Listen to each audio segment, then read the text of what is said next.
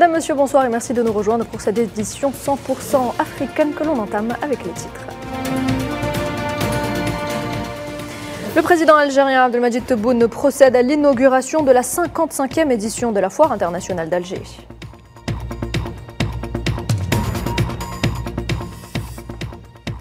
Début à Alger des travaux du Forum d'affaires algéro-turc coprésidé par le ministre du Commerce et de la Promotion des exportations Taïb Zetouni et le ministre turc du Commerce Omer Bolat.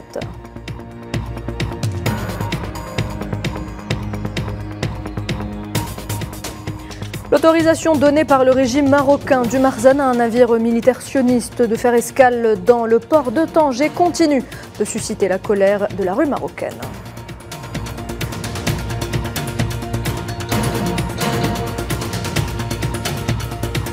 Et nous reviendrons une fois de plus sur l'affaire Pegasus. Le Maroc n'hésite pas à franchir les lignes rouges, affirme Rosa Moussaoui, journaliste du quotidien français L'Humanité, dans une tribune émouvante.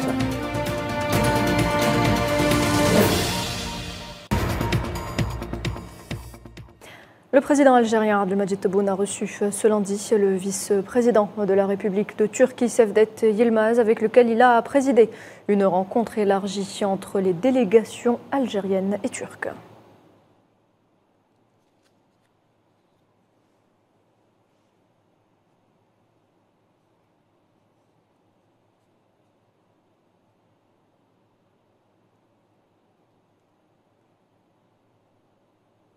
Abdelmadjid Tebboune a par ailleurs inauguré la 55e édition de la Foire internationale d'Alger au Palais des Expositions des Pins Maritimes, avec la Turquie comme invité d'honneur, placée sous le thème « Une passerelle d'échanges et d'opportunités, de partenariat et d'investissement ». L'événement se poursuivra jusqu'au 29 juin en cours. La Foire internationale d'Alger est un événement économique de grande envergure. Chaque année, il regroupe des centaines de participants. Cette année, on y retrouve près de 700 exposants algériens et étrangers.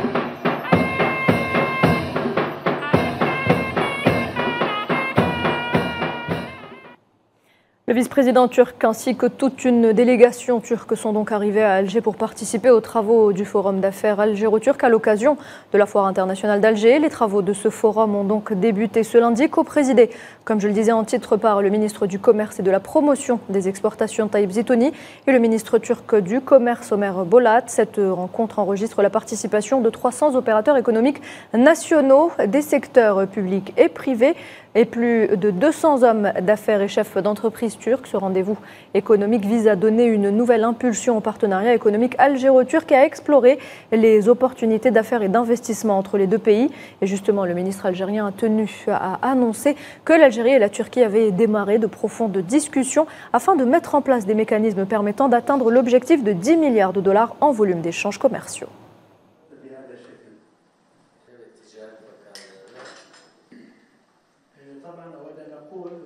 Nous avions initié des discussions pendant les visites des présidents des deux pays, le président algérien en Turquie et son homologue turc en Algérie. Nous avons démarré des discussions profondes afin de mettre en place des mécanismes permettant d'atteindre l'objectif de 10 milliards de dollars en volume d'échanges commerciaux. Dans notre réunion d'aujourd'hui, nous avons pu avancer significativement dans l'établissement des listes des produits comportant un potentiel commercial entre les deux pays.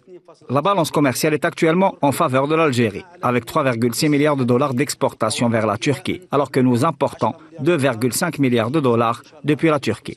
Nous avons abordé l'élargissement de ces listes d'échanges jusqu'à la perspective de 10 milliards de dollars de volumes commerciaux à l'horizon 2025.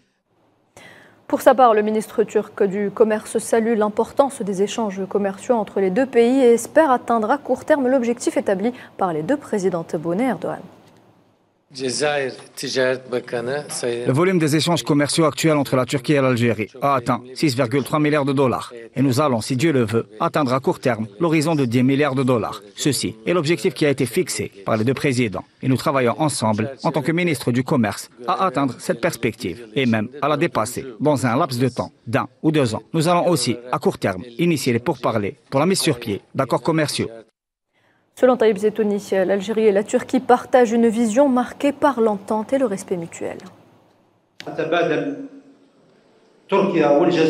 L'Algérie et la Turquie partagent une vision marquée par l'entente et le respect mutuel, et dont les bases sont la souveraineté de la décision économique et la coopération, l'échange commercial édifié, sur une logique de partenariat gagnant-gagnant, telle que le comprennent bien nos amis turcs, qui refusent, comme nous, toutes les formes de tutelle et d'injonction, ainsi que le monopole économique que certains États et certaines parties veulent imposer aux pays émergents.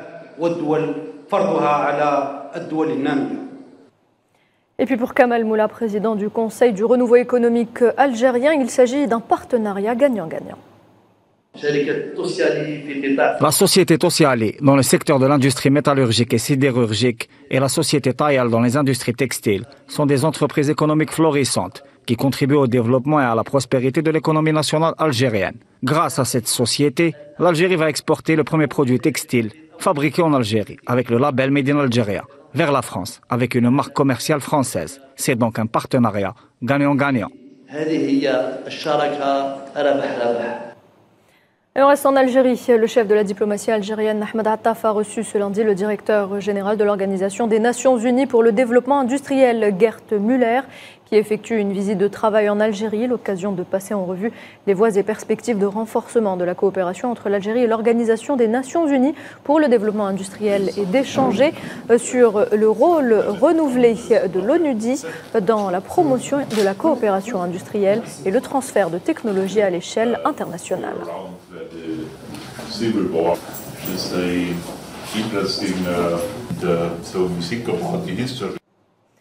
Dans le reste de l'actualité africaine, l'autorisation donnée par le régime marocain du Marzen à un navire militaire sioniste de faire escale dans le port de Tanger pour s'approvisionner a immédiatement suscité la colère de la rue marocaine. Des foules se sont rassemblées dans les grandes villes hier et aujourd'hui pour exprimer leur consternation face à ce qu'ils ont appelé une trahison flagrante du sang du peuple palestinien soumis à un génocide sioniste visant à son extermination. Commentaire Hamid Meshri, récit Mohamed Amina Berkan.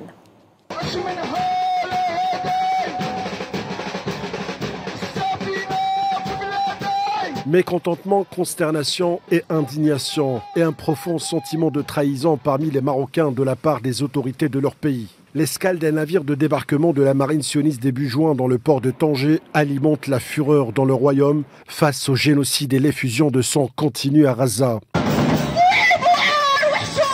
Des manifestations massives anti-normalisation ont éclaté dans plusieurs grandes villes marocaines pour exprimer leur colère et refus de l'implication du Marzen dans les massacres sionistes contre des milliers de civils, femmes et enfants palestiniens sans défense et privés de tout moyen de survie. Les foules de manifestants scandaient des slogans anti-normalisation, accusant le régime du Marzen de marginaliser leurs appels à rompre définitivement ses liens avec l'entité sioniste et de se rendre coupable d'une trahison flagrante du peuple palestinien. Dans l'après-midi, des centaines de manifestants se sont rassemblés devant la cour de Casablanca, au même moment où est programmé le procès en appel du détenu et militant anti-normalisation Abdelrahman Zenkad. En route vers l'entité sioniste, le navire de débarquement l'INS Komemyout a fait escale le 6 et 7 juin au port de Tanger pour se ravitailler en carburant et en nourriture. La mobilisation de ce navire, selon des médias sionistes, fait partie des préparations de l'armée terroriste d'occupation à l'élargissement de sa guerre à Gaza vers les fronts de Liban et même à d'autres pays. Un premier navire de débarquement identique avait effectué également une escale au port de Tanger. Pour éviter les attaques des Houthis, les deux navires ont évité la mer Rouge et ont contourné le cap de Bonne-Espérance jusqu'à entrer dans la Méditerranée. Les réactions de colère des organisations marocaines mobilisées contre la normalisation, exprimées via des communiqués sur les réseaux sociaux, se contrastent avec des applaudissements au gouvernement espagnol pour avoir refusé en mai l'escale à Carthagène du cargo Marianne Danica qui transportait 27 tonnes d'explosifs de l'Inde à Haïfa. Plus de 70% des Marocains s'opposaient aux accords de normalisation signés par le roi Mohamed VI en 2020 selon le centre de sondage Le Baromètre arabe, un sentiment de rejet qui s'est intensifié fortement après le génocide sioniste à Gaza. Pourtant, les liens de coopération militaire et sécuritaire se sont renforcés davantage entre l'entité sioniste et le Marzen, signe d'une fracture manifeste de ce dernier avec son peuple. Et à propos du Maroc, le pays commet des crimes et violations des droits de l'homme au Sahara occidental, souligne un rapport annuel sur les droits de l'homme au Sahara occidental. Ce rapport met en lumière les crimes atroces et les graves violations des droits de l'homme commis par l'État occupant le Maroc sur le peuple sahraoui. Rosa Moussaoui, journaliste du quotidien français L'Humanité, dévoile son expérience traumatisante avec le logiciel espion Pegasus dans une tribune émouvante. Ces révélations décrivent en détail son vécu en tant que cible du programme d'espionnage. Les détails, Mohamed Ali Ben Chaban. Pegasus, logiciel espion sioniste utilisé par le Maroc, a fait de nombreuses victimes parmi les personnalités du monde entier. Parmi elles, Rosa Moussaoui, journaliste pour le quotidien français L'Humanité, a courageusement partagé son effroyable expérience de cette menace invisible qui s'est introduite silencieusement dans son smartphone. Dans une tribune publiée dans le journal espagnol El Independiente, Rosa décrit un régime marocain prêt à franchir toutes les lignes rouges pour censurer la presse et empêcher les vérités d'émerger. J'ai commencé à remarquer des dysfonctionnements sur mon iPhone à partir de la fin de l'été 2019 et qui sont devenus plus fréquents durant l'hiver 2019. Des applications s'ouvraient toutes seules, la mémoire était systématiquement saturée et il était presque impossible d'utiliser mon navigateur web. Ces dysfonctionnements se sont multipliés l'année suivante. Ce programme a été au cœur de nombreux scandales internationaux, révélant l'ampleur de la surveillance exercée sur de nombreuses personnalités. La journaliste décrit comment elle a été prise pour cible.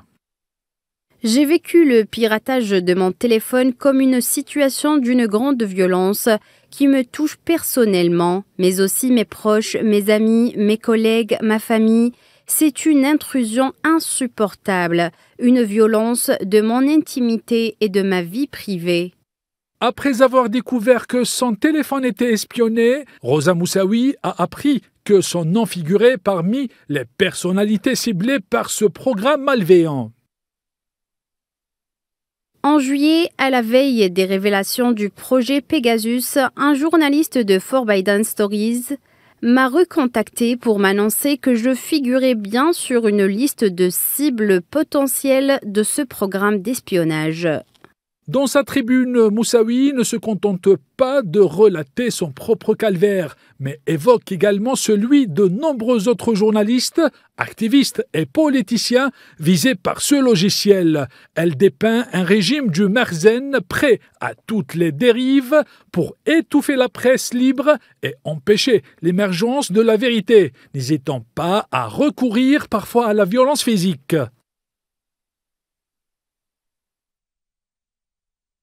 A présidé ce lundi la cérémonie marquant le 68e anniversaire de la renaissance de l'armée nationale au palais présidentiel de Carthage. Dans un discours empreint de patriotisme, le chef de l'État tunisien a rendu un vibrant hommage aux forces armées tunisiennes et a appelé à un effort national pour renforcer leurs capacités.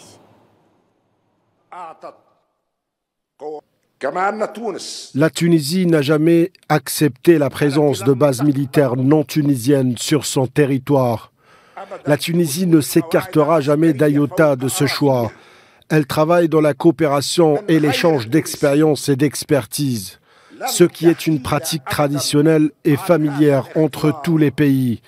Mais une telle coopération ne se déroulera que dans l'ombre des choix nationaux découlant des intérêts de nos peuples. Nous n'accepterons pas qu'un seul grain de sable, pas même une seule goutte d'eau, ni même un seul coup de vent, échappe à la pleine souveraineté de l'État tunisien. Et voilà, c'est la fin de cette édition africaine. Merci de l'avoir suivi. Je vous retrouve à 19h pour le journal de la rédaction.